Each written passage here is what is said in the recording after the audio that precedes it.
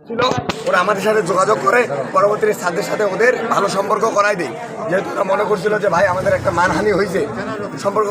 Even Fahim নামে এক ছেলে ছিল জড়িত, ওই ছেলেকে আমি আজকে সবার সামনে পরিচয় করাইছি, উপস্থাপন করাইছি। এই ছেলে কি হয়েছে কালকে থেকে আমরা শুনতেছি, যেহেতু প্রতিষ্ঠানে আমরা 2-4 জন সামনে থেকে নেতৃত্ব দিচ্ছি যে কোনো কিছু প্রোগ্রাম, তার মধ্যে আমিও ছিলাম। এই ছেলে কি বলতেছে যে আমাকে মারবে, আমার উপর ক্ষোভ। কেন ক্ষোভ? আমরা তো নানা দিক থেকে শুনতেছি, আমাকে বলে চাকু দিয়ে মারবে, আমাকে বলে চেপিস্টিক দিয়ে মারবে, এরকম কেন? আমরা কেন শাসন করলাম? কেন স্যারদের সাথে ওদের মানহানি করলাম, মানে নিয়ে বসলাম, স্যাররা ওদের ভুল ধরছে, এরকম কেন ওদের কিশোর গ্যাংটা করতে দিলাম না? তো গেল এই ঘটনা গেল, কেন দিলাম না? আজকে আমাদের প্রোগ্রাম নবীনবরণ, সবাই জানে আমাদের নবীনবরণ প্রোগ্রাম। তো আমরা স্যারদেরকে অনেকেই আমরা বললাম যে স্যারদের জানাইলে প্রোগ্রামটা স্থগিত করে দিবে। আমাদের যেহেতু অনেক দিনের প্রোগ্রাম, এই প্রোগ্রামটা করি পরে ওদের সাথে বসবো। ওরা কিন্তু সকাল থেকে অবস্থান নেয় আশেপাশে, এবং রামদা নিয়ে ঢুকে, বেগে অনেক চাপাতি, অনেক চেইন নিয়ে ঢুকে আমাদের অনুষ্ঠানটাকে বিঘ্ন করার চেষ্টা করে। আমরা সবাই সুন্দর মতো মেনটেন করে অনুষ্ঠানটা শেষ করি। শেষ করার পর আমার যে সিনিয়র বন্ধুরা আছে, ওরা ওদেরকে নিয়ে কয়েকবার বসে, ওরা একটাই বলে আমার উপর রাগ, আমাকে মারবে। তো তখন আমি বলি ওদের সাথে মিউচুয়াল করি, তো ও তখন বলে কোনো মিউচুয়াল হবে না, রবিবার বসবো। ভালো কথা, তখন কথা বলে বন্ধুগুলা, কথা বলে উনি বলে আচ্ছা ক্ষোভ নাই, আমরা চলে গেলাম রবিবারে একটু বসে চা নাস্তা খাই নেব। ঘটনা শেষ। আমরাও আর এটাকে মারামারির পর্যায়ে নিয়ে যাই নাই, বা আমরাও তো চাই না যে আমার ছোটো ভাইয়ের সাথে আমার মারামারি হোক। প্রতিষ্ঠানের বাইরে, প্রতিষ্ঠানের ভিতরে যা হয়েছে।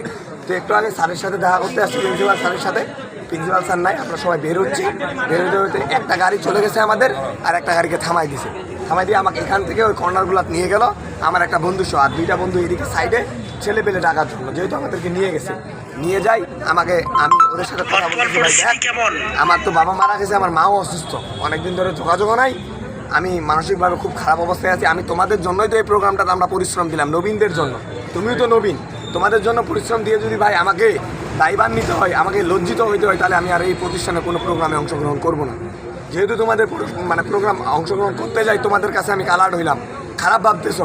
ওই তুমি একাই খারাপ ভাবে, ও একাই আমাদের প্রতিষ্ঠানে, আর 2-3টা বন্ধুকে নিয়ে ও বাইরের যে চ্যানেলের ছেলেপেলে আছে ওদের নিয়ে রামদা, মানে বহিরাগতদের নিয়ে চেইন নিয়ে আসে, এগুলো তো অবস্থান করে। তো আমাকে নিয়ে যাইতে দিতে এক ছেলে থাপ্পড় মারে দিচ্ছে। আমি তখন বললাম ভাই মারেন, আমার ফোনটা নিয়ে রাখেন, ফোনটা রাখে আমি একটা শুধু 1 মিনিট কথা বলবো, কথাটা শুনে আপনার কত ইচ্ছা মারেন।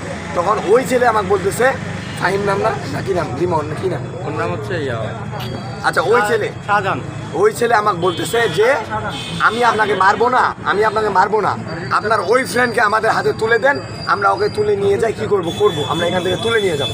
আমার রিমন না, ওর বাসা 8 গ্যালারি, হ্যাঁ। আর ওই ছেলেদের বাসা কোথায়, সেনুয়াপাড়া। এখন আমার প্রশ্ন হচ্ছে, ওরা জানে যে আমাদের বন্ধু সার্কেলটা আমরা প্রায় 30 থেকে 40 জন, যথেষ্ট স্ট্রং। আমাদের হাতে 2500 স্টুডেন্ট, আমি একটা ডাক দিলে না হলেও 2000 স্টুডেন্ট মাঠে নামবে। ওরা এটা জানা সত্ত্বেও যদি আমার গায়ে হাত তোলার, আমাকে ছুরি আঘাত করার চিন্তা ভাবনা করে, আমাকে চেইন দেখায়, গলিতে নিয়ে যায়, তাহলে আমার ছোট ভাইরা কতটা সেফ, বা আমার সহপাঠীরা কতটা সেফ? আমার এটা প্রশ্ন। এবং প্রতিষ্ঠান এটা নিয়ে কি করছে আমি জানি না। ওদের মধ্যে একজনকে আমরা পাইছি, আটক করছি, বাকি 2 জনকে, বাকি 15-16 জনের মতো ছিল, অনেকেই ছিল, সবাই পলাতক, সবাই পালাইছে। ওরা ওই দিকে আছে, ওই সাইডে। পুলিশকে বা সেনাবাহিনীকে জানিয়েছেন? না, আমরা পুলিশকে সেনাবাহিনীকে জানাই নাই, আমরা প্রশাসন প্রধানকে জানাইছি, আর আমরা আমাদের প্রতিষ্ঠানের অধ্যক্ষকে জানাইছি। এই পর্যন্তই আমরা এখানে অবস্থান করছি। আর আমরা আমাদের দাবি হচ্ছে যে আমাদের দাবি আরেকজন বলুন, দাবিটা আরেকজন বলুন।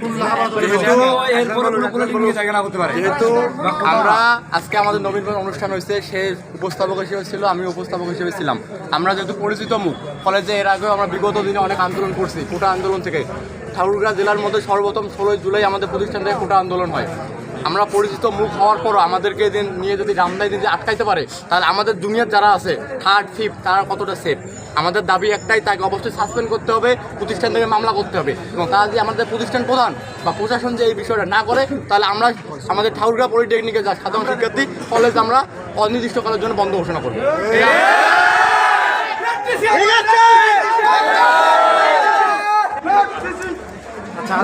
সরকারি প্রতিষ্ঠানের র্যাগিং ক্লাস করে বা কোনো সমস্যা না হয়, যেহেতু আমরা গ্রুপটা হচ্ছে হচ্ছে এটা একটা বিষয়, এটা হচ্ছে ফার্স্ট সেমিস্টারের প্রথম সেমিস্টার একটা গ্রুপ।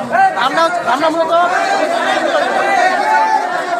স্টুডেন্ট যাতে সমস্যা না পড়ে এবং তাদের টিসির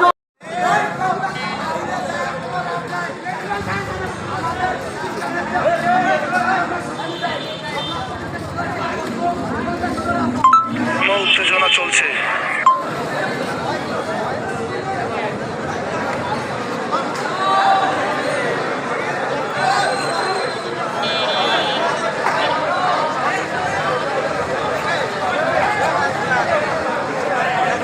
হ্যাঁ, সেটা পরে তারা দেখে নেবে। এই বিষয় নিয়ে তারা এই গ্রুপকে কেন্দ্র করে কি আজকে এই সমস্যা? হ্যাঁ, এই গ্রুপকে কেন্দ্র করে তাদের এই সমস্যা এবং তারা যে এই মিটিং করছিল আমাদের কাছে ভিডিও ফুটেজও আছে। আর এই ঘটনাটা কখন ঘটছে? অনুষ্ঠান শেষে? ওরা সকাল থেকে টার্গেট নিয়েছিল আমাদের উপরে। ওরা সকাল থেকে আনাগোনা করতেছিল, আমরা ওদেরকে সকালে বুঝাই বললাম, ওরা চলে গেল।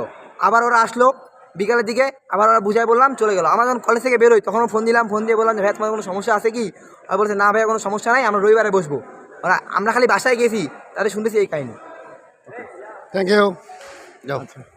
একটা ছেলে বা কয়েকজন মিলে আমাদের সপ্তম সেমিস্টারের ছেলে অ্যাটাক করছে, এটা তা শুনলাম এদের পক্ষে। এখন এটার ব্যাপারে এরা কিছু দাবি করছে, এই দাবি নিয়ে আমি শনিবারে অ্যাডমিনিস্ট্রেটিভ মিটিং এবং একাডেমিক মিটিং করবো, করে আমরা তার সিদ্ধান্ত নেবো। এটা আমি আমার জানাই। দাবিগুলো ছিল ওই ছেলেগুলি মানে এখান থেকে ট্রান্সফার করে দিতে হবে এবং তাদের অভিভাবককে ডাকতে হবে। আমি এই দুইটা কাজ শনিবারের মধ্যে করবো, এটাই হলো আমাদের সিদ্ধান্ত। তারপর ওই মিটিংয়ে যা সিদ্ধান্ত হবে আমরা সেটা বাস্তবায়ন করার জন্য আমরা উদ্যোগ নেব। এটা আমাদের এভিডেন্স পাওয়ার সাপেক্ষে আমরা এভিডেন্স আমরা তো জানি না, তথ্য প্রমাণ দিলে তারপরে আমরা সেইভাবে শনিবারে আমরা মিটিং করে সিদ্ধান্ত নেব এবং এই সিদ্ধান্তটা আমি ঊর্ধ্বতন কর্তৃপক্ষকে জানাই দেব। মোহাম্মদ শহীদুল ইসলাম, আমি চিফ ইন্সপেক্টর মেকাট্রনিক্স আর অতিরিক্ত দায়িত্ব আছে উদ্যোগ।